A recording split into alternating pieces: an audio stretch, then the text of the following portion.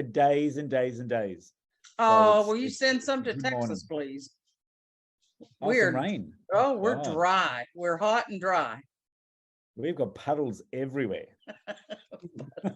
We need some puddles. We need lots of puddles around here. It's just dry and hot. Anyway, we've got a really exciting guest today. She's in the same time zone as me. She's up near Sydney, right on the Sydney Harbour, apparently a great view. And I met this lady. Come on down, Doreen. Oh, I met Hi, Doreen there's our friend. many years ago.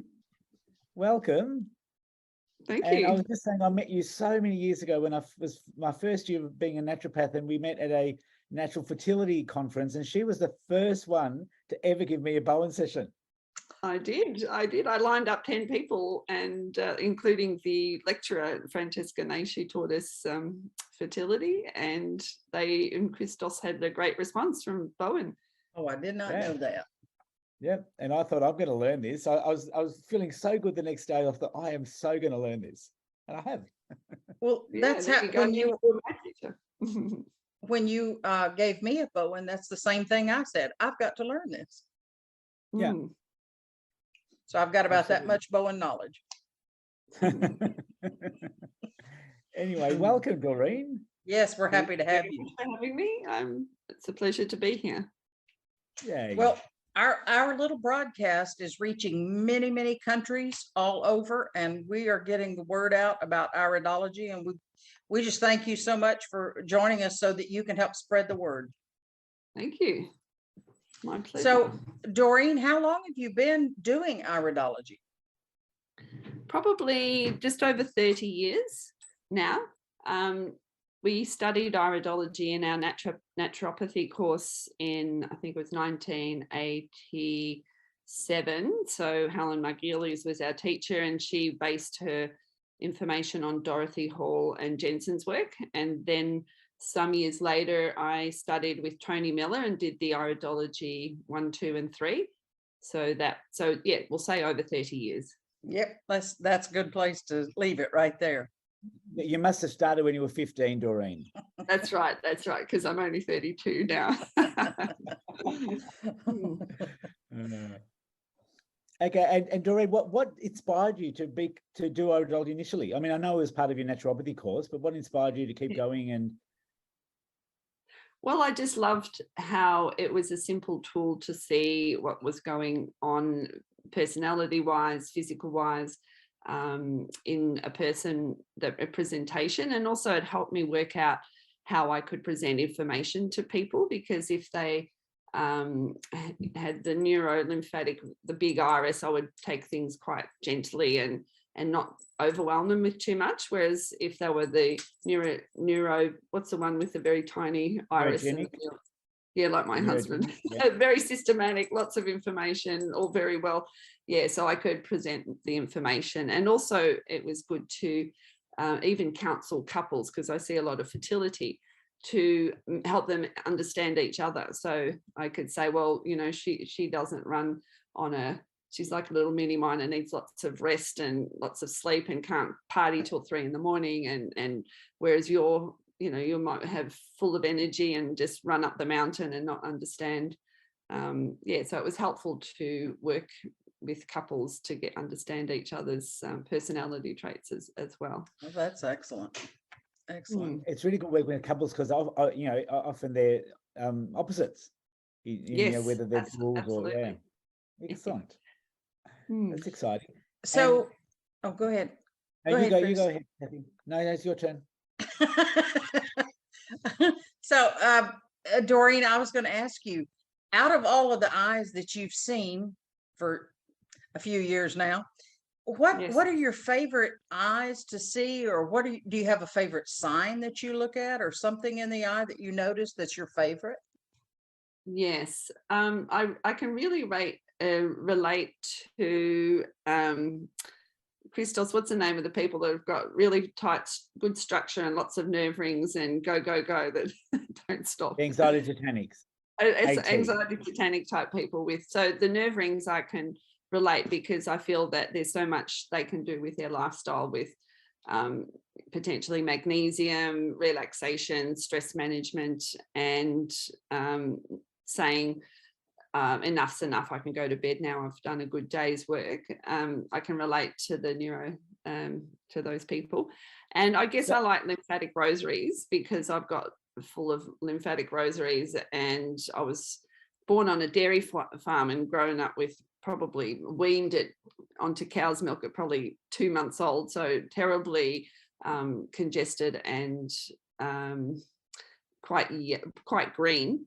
So you can see my green eyes. So I had lots of mucus and bronchial asthma and chest infections and asthma and stuff all through my years, until I realized that, you know, perhaps dairy products weren't the best for me. I've always exercised, but it's really good to explain to people that they need to keep that lymphatic moving, because the heart pumps the blood around, but their lymph relies on muscular action. And also the emotional aspect of being the peacemaker. So I think people really like that when you point out that you try to resolve conflict. And I'm certainly a peacemaker. I was certainly a peacemaker growing up in my family, with conflict with my grandmother and my mother when my gran was living with us. So yes, it's lovely. It's nice when you can throw in that emotional part as well as a physical part. Yeah. And we've actually had this conversation quite a few times before, Doreen, because we both got a lymphatic rosary or a ring of harmony. And we both really don't like conflict, and we just try and find an even ground, don't we? Exactly. Try and compromise and avoid conflict, but it's something that's necessary, unfortunately. And we approaching things with a win-win attitude, so that we can work around this and please make both people feel happy. That makes 3 of us here then, because I've got the lymphatic rosary as well. Yeah. There you go. Oh. And I find when you've got a lymphatic rosary and you bring it up as a ring of harmony and about how you like to keep the peace, it's just people like that. They do. They love that. Peacemaker. Yeah. Exactly. Pretty cool. I was labeled a peacemaker long before I was even an iridologist. Oh, really? Yeah, yeah. And so when I found out that that's what that meant, I was like, wow, that really that brought it home, you know, because it made total sense, because I had been that way for so long. So I get it too. I get it too. Well, so Doreen, we kind of play a little game of sorts, where you get to pick a number between 1 and 36, and we play Iridology around the world. I don't know if you can see this or not, but we've got our questions, and it's just kind of a random question that we don't even know what it's going to say. So if you'll pick a number between 1 and 36, we'll take a stab at it. I'll take 34, thank you. 34. I hope it's not a yes, no. I might get it. I just hope it's one we can all answer. Yes. Oh, it's a long one. Woo. Oh, boy. That's one of Kathy's ones that she wrote then. Oh dear. Some of my clients help write this. Here it goes. It's kind of a story. It says, I struggle with depression. I went to see an iridologist, and she told me I had trauma markings in my eyes, one at 28 and one at 34. Is it true that at 28 I had it is true that at 28 I had a miscarriage, and just before I turned 35 I went through a divorce. I would like to deal with my depression in a natural way. Can you provide me with some information? That's a new one. Yes. Well, that's very interesting. So I deal with depression. I talk of it like a 3-legged stool. So one leg is lifestyle things, which include regular exercise, having a healthy microbiome, eating well, counseling, seeing someone professional to work through that trauma. And there's a lot of work certainly with different we'll call them neuropsychotic, whatever things. It's like MDRA, psilocybin, that needs to be done in a professional if it's a real trauma. But I think counselling and counselling with a psychologist is really good. So general lifestyle measures, and exercise is important. Then the second leg of the stool is nutritional things. So magnesium is really key, because that's one helps support the neurotransmitter production, as do B vitamins. So B1, well, all the B vitamins, particularly folate and B12, B2 and B6. And then the third leg of the stool is targeted support. So sometimes antidepressants are indicated, but there are a lot of natural herbs that can support mood. And we probably, you're aware of St. John's wort. That's been around for a long time, and it's oftentimes used in Europe, in France and Germany, as a first line antidepressant. The one thing with St. John's wort, it interferes with some medications like the pill and so anti-HIV medication. So you need to be careful that your doses is not contraindicated. It's also not indicated at the same time as antidepressants. If you look at saffron, it works in a similar way. It recirculates your feel-good serotonin. And there's a lot of research with turmeric. Turmeric is an amazing panacea herb that helps with not only inflammation, helps with liver health. It's an antioxidant. And it's known that there is some link with depression and inflammation. So it's useful as a mood enhancer. And there's also a product called SAMe, which is what your body produces in the neurotransmitters, that can be used as like a building block. So, but more and more I'm finding there's a link with the gut, the microbiome, and the imbalance of certain bacteria and the lack of good bacteria in the gut. So eating a really whole food diet with lots and lots of different fibers, and the goal is like 40 different fibers a week, and fiber foods, not just from fruit and vegetables, but legumes, and like if you count red rice, brown rice and white rice, they're 3 different fibers. Nuts, each nut has a different beneficial source of food for the bacteria, and different grains, different vegetables, and there are fiber supplements, of course. And so I do some complete microbiome mapping to look at the poo and see what's happening, what's the balance of bacteria, because if there is an overgrowth, that can certainly impact neurotransmitters. But I think counselling is really vital. Christos, what do you do with that situation? I knew you'd be all over this, which is great. Again, I use lots of magnesium, lots of St. John's wort, things like that, but also try and get them into counselling and things.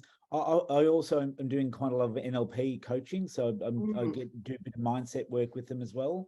But with where they are in the iris, like, I mean, I don't know if those iris markings, Kathy, if they were on the time, on the collar red, to do with time risk, or in the behavioural areas, but also be looking at trying to live life, through counselling, trying to live life consciously, because we're always going to have our ups and downs. That might be others that are coming up that we can work through consciously, and then that they won't have as much of an effect on us. So the other thing I use a lot of is to help with all that is Australian bushflower essences. I absolutely love them. Yes, I agree. I was going to say that's exactly what I would suggest. The flower essences, yes, I agree with the herbal part, but I do believe that the flower essences and even using essential oils to help with depression, I find that frankincense is absolutely beautiful for depression. Do you use it in a diffuser, or how do you use it? Diffusing and topically as well. Right immediately to the heart chakra, to that area, because that's going to go right up through the nose, but to diffuse several times a day. There's several others, but I find that frankincense, it just tends to be the heavy hitter, and it goes in there and it's a 1-2 punch kind of but you do need other things because there's a lot of emotions going on. Not just depression. There's a lot of other things. There's grief and there's sadness and there could be some guilt and things like that lying around. So therefore you would need different oils and different essences as well. So that would be my go-to. Yeah. Cool. Great answer, guys. I think we knocked that one out of the park. That was good. That was really good. And you know what? She picked it. Here it is. Here it is. It's a bunch of stuff. You know, it's our guests. They know. I don't know how they know. It's just intuitively. They choose the right number and they get the right question. It's fabulous. Yeah, that's great.